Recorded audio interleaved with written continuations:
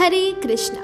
आप सभी का आपके इस चैनल में स्वागत है। आइए जरा वृंदावन की ओर नजर डालते हैं। जी हाँ, ये बात है वृंदावन की। एक दिन श्रीमती राधा रानी और उनकी सखियां बातें कर रही थी और उनकी चर्चा का विषय थे कृष्ण, हमेशा की तरह।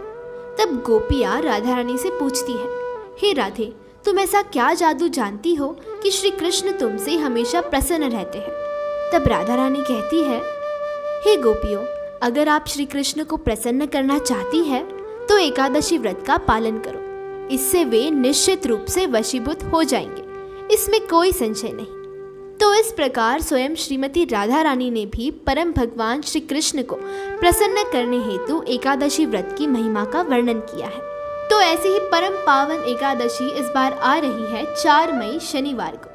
ये एकादशी मनुष्य के पूर्व और वर्तमान सभी जन्मों के पाप कर्मों का उसी प्रकार नाश करती है जिस प्रकार सूर्य प्रकाश से अंधकार का नाश होता है। तो चलिए ऐसी ही परम कल्याणकारी वरुधिनी एकादशी की व्रत कथा का श्रवण करते हैं। पर कथा प्रारंभ करने से पहले आपने आपके अपने इस चैनल को सब्सक्राइब नहीं किया है तो तुरंत कर लीजिए। ये उस समय की बात है जब युधिष्ठिर महाराज राज्य कर रहे थे और आप तो जानते ही हैं कि कैसे युधिष्ठिर महाराज और सारे पांडव श्री कृष्ण के भक्त थे। वो हर कार्य में श्री कृष्ण से मार्गदर्शन लेते थे। एक दिन श्री कृष्ण और युधिष्ठिर महाराज का संवाद चल रहा था। तब युधिष्ठिर महाराज ने श्री कृष्ण से पूछा, हे जनार्दन, कृपया मुझे इस वैशाख मास के कृष्ण पक्ष में आने वाली एकादशी के विषय में बताइए। तब भगवान श्री कृष्ण उत्तर देते हुए कहते हैं, हे युधिष्ठिर महाराज, वैशाख मास के कृष्ण पक्ष में आने वाली एकादशी को वरुधिनी एकादशी कहते हैं। ये एकादशी शुद्ध जीवन प्रदान करने वाली और समस्त पापों का नाश करने वाली है। इस व्रत का पालन करने से व्यक्ति जन्म मरण के चक्र से मुक्ति पाकर भागवत भक्ति को प्राप्त करता है। इतना ही नहीं, जो व्यक्ति इस व्रत का श्रद्धापूर्वक पालन करता है उसे सूर्य ग्रहण के समय कुरुक्षेत्र में 40 किलो सोना दान करने का पुण्य फल प्राप्त होता है। और फिर भगवान श्री कृष्ण पौराणिक कथा कहना प्रारंभ करते हैं।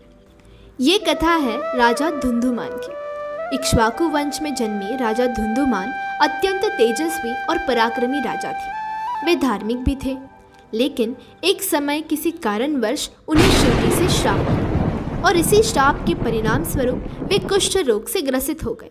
इतने भयंकर रोग से मुक्त होने के लिए उन्होंने अनेकों उपचार और प्रयास किए, पर जब श्राप शिवजी ने दिया हो तो फिर उसे कौन ही काट सकता है। अंततः राजा ने अपने गुरु की शरण ली और उनके गुरु ने राजा से कहा कि वे वैशाख मास के कृष्ण पक्ष में आने वाली वरुधिनी एकादशी का कठोरतापूर्वक पालन करें। इस एकादशी के पुण्य प्रभाव से वे इस श्राप से मुक्त हो जाएंगे। राजा ने अपने गुरु की आज्ञा मानते हुए वरुधिनी एकादशी का नियम पूर्वक पालन किया।